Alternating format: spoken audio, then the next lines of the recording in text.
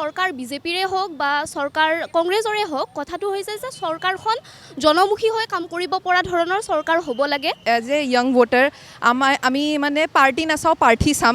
দেখিব পাইছে যে এই যোৱা 10 বছৰ বিজয় বহুতখিনি উন্নতি কৰিছে আমাৰ অসমৰ কাৰণে। এখন উন্নয়নশীল প্ৰগতিশীল বিকশিত অসমক আগবঢ়াই নিয়া চৰকাৰ হোৱাটোৱে বিচাৰোঁ।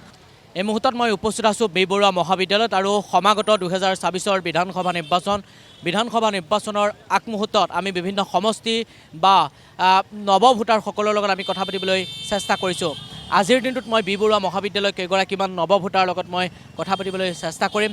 নৱ ভোটাৰে 2024 বিধানসভা নিৰ্বাচনত নৱ ভোটাৰৰ ভূমিকা কেনেকুৱা হ'ব সেই সন্দৰ্ভতো আমি কথা পাতিবলৈ চেষ্টা কৰিম। ভিডিঅ' জাৰ্নেলিষ্ট ৰাতুল আহমেদ আছে, দৰ্শকসকলক দেখাব। সমান্তৰালকৈ আমি কথা পাতিম। কেইগৰাকীমান নৱ ভোটাৰ আছে মোৰ লগত। 2024 বিধানসভা নিৰ্বাচনত তেওঁলোকে এইবাৰ প্ৰথমবাৰৰ বাবে তেওঁলোকে ভোটদান কৰিব। প্ৰথমবাৰ এইবাৰ তোমালোকে ভোট দিবা? হয়, মই যোৱা লোকসভা নিৰ্বাচনত ভোটদান কৰিছোঁ বাৰু। এইবাৰ মোৰ দ্বিতীয় সভাত প্ৰথমবাৰৰ বাবে ভোট। প্ৰথমবাৰ। হয়, কেনেকুৱা হ'ব বা নৱপ্ৰজন্ম এগৰাকী অধ্যয়ন কৰি থকা এগৰাকী ছাত্ৰ হিচাপে কেনেধৰণৰ এখন চৰকাৰ হোৱাটো বিচাৰা? নৱপ্ৰজন্মৰ ছাত্ৰ হিচাপে বা ছাত্ৰ সমাজ হিচাপে আমি এখন উন্নয়নশীল প্ৰগতিশীল বিকশিত অসমক আগবঢ়াই নিয়া চৰকাৰ হোৱাটোৱে বিচাৰোঁ।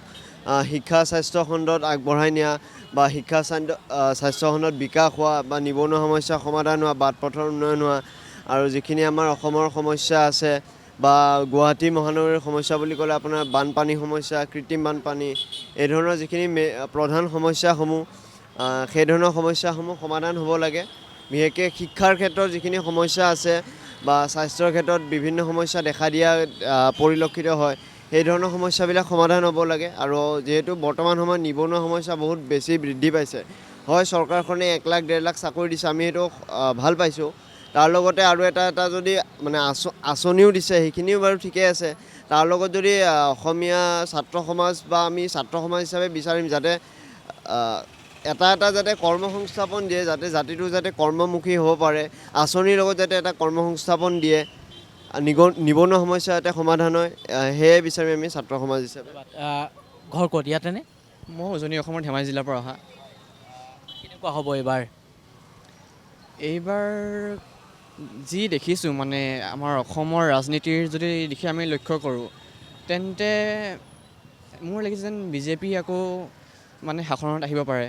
আৰু প্ৰায় এইটো অহাটো আমি বিচাৰোঁ, কাৰণ দেখিব পাইছে যে এই যোৱা 10 বছৰ বিজয় বহুতখিনি উন্নতি কৰিছে আমাৰ অসমৰ কাৰণে।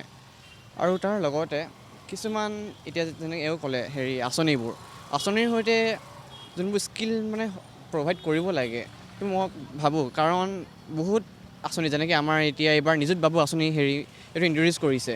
এতিয়া কথাটো হ'ল এই ল'ৰা ছোৱালীহঁতে আঁচনিবোৰ সদব্যৱহাৰ কৰিছেনে, নে ইহঁতি যি টি কামত খৰচ কৰি দিছে?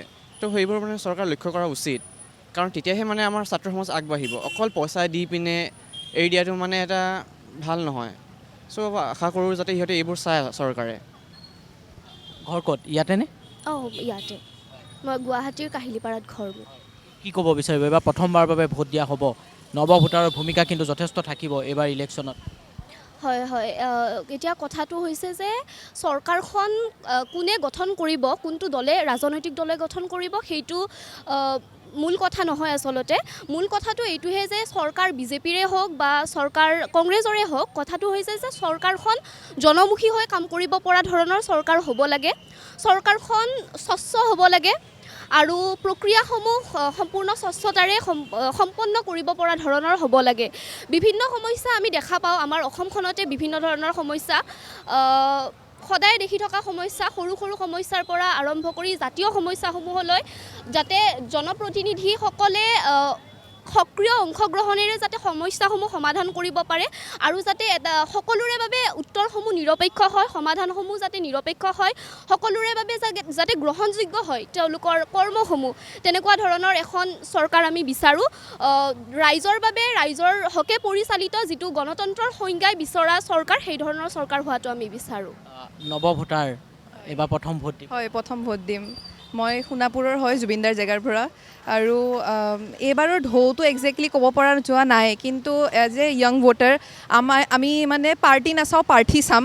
তো কেণ্ডিডেটে মোৰ সেইটো থাকে আৰু বিং এ য়াং ভোটাৰ আৰু আমাৰ নিউ জেনেৰেশ্যনৰ ডিমাণ্ডবিলাকো নতুন থাকে এডুকেশ্যনত কৰি আহি আছে হেল্থতো কৰি আহি আছে আমাক নতুন নতুন কিছুমান মানে যোনবিলাক আজিকালি আমাৰ যোনবিলাক আছে ছ'চিয়েল মিডিয়া হওক বা টেকন'লজি অন্টাৰপ্ৰেনাৰশ্বিপত ধ্যান দিব লাগে সেইটো বিষয়ে আমাক যোনেই বেছি হেৰি কৰে প্ৰাৰ্থী চোৱাটোৱে মেইন কথা মোৰ মতে আৰু বিং এ য়াং ভোটাৰ মই সেইটোৱে চাম আমাৰ নতুন নতুন আজিকালি সমস্যাবিলাক আছে আৰু পুৰণাবিলাকতো আছেই সেইবিলাকৰ কাৰণে আমাৰ এতিয়া বৰ্তমানৰ দলেও কৰি আহি আছে আগলৈও কৰিব সকলো পাৰ্টিৰে নিজৰ নিজৰ এটা প্ৰ'জ এণ্ড কনছটো থাকিবই তো এজ এ পাৰ্টি নহয় প্ৰাৰ্থী য'ৰ জেগাৰে যোন সমস্যা যোন ভাল হয় তাকেই চবেই দিব লাগে মই নিজেও সেইটোৱে চাম যোনে কাম কৰে তেওঁৰ হকে দিম আৰু ধন্যবাদ জনাইছোঁ আৰু ইতিমধ্যে আমি বিভিন্ন সমষ্টিলৈ যাবলৈ চেষ্টা কৰিছোঁ বা বিভিন্ন ভোটাৰৰ লগত কথা পাতিবলৈ চেষ্টা কৰিছোঁ মই অকণমান চমুকৈ এক দুই মিনিটৰ ভিতৰত তোমাৰ পৰা জানিব বিচাৰিছোঁ ঘৰ ক'ত তোমাৰ মোৰ ঘৰ হাতীগাঁও হয় এই চৰকাৰখনে যি কামসমূহ কৰি আছে সন্তুষ্ট নে তোমালোক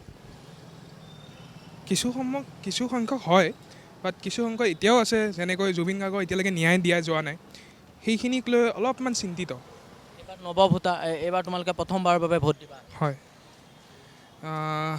মই চৰকাৰখনে বহুতখিনি কৰিছে মই নকৰা বুলি ক'ব নোৱাৰোঁ কেতিয়াও এতিয়া আমাৰ সেই যিখিনি বিলসমূহ আছিল সেইবিলাকৰ কাৰণে যিসমূহ বনাইছে চৰকাৰে আৰু মানে যিখিনি মানে আছে বহুতখিনি কৰিছে বাট কিছুমান বস্তু এতিয়াও থাকি গৈছে যিখিনি মই ভাবোঁ সেইখিনি কৰিব লাগে এতিয়াও এডুকেশ্যন ছেক্টৰ আমাৰ হেল্থ ছেক্টৰ এতিয়াও বহুতখিনি কৰিব বাকী আছে মই ভাবোঁ সেইখিনি সময়ৰ লগত হয়তো হৈ যাব আৰু মেইনটো মোৰ কথা হ'ল জুবিন গাৰ্গৰ ন্যায়টো ধন্যবাদ জনাইছোঁ আৰু আমি ইতিমধ্যে উল্লেখ কৰিছোঁ যে আমি নৱভোটাৰসকলৰ লগত কথা পাতিবলৈ চেষ্টা কৰিছোঁ বিভিন্ন বিশ্ববিদ্যালয় মহাবিদ্যালয়লৈ যাবলৈ চেষ্টা কৰিছোঁ আৰু আজিৰ দিনটোত আমি নৱভোটাৰৰ লগত কথা পাতিলোঁ বি বৰুৱা মহাবিদ্যালয়ৰ কেইগৰাকীমান নৱভোটাৰৰ লগত আৰু নৱভোটাৰৰ এইবাৰ 2024 বিধানসভা নিৰ্বাচনত কেনেধৰণৰ ভূমিকা হ'ব তাৰ সন্দৰ্ভত আপোনালোকক অৱগত কৰাবলৈ চেষ্টা কৰিছোঁ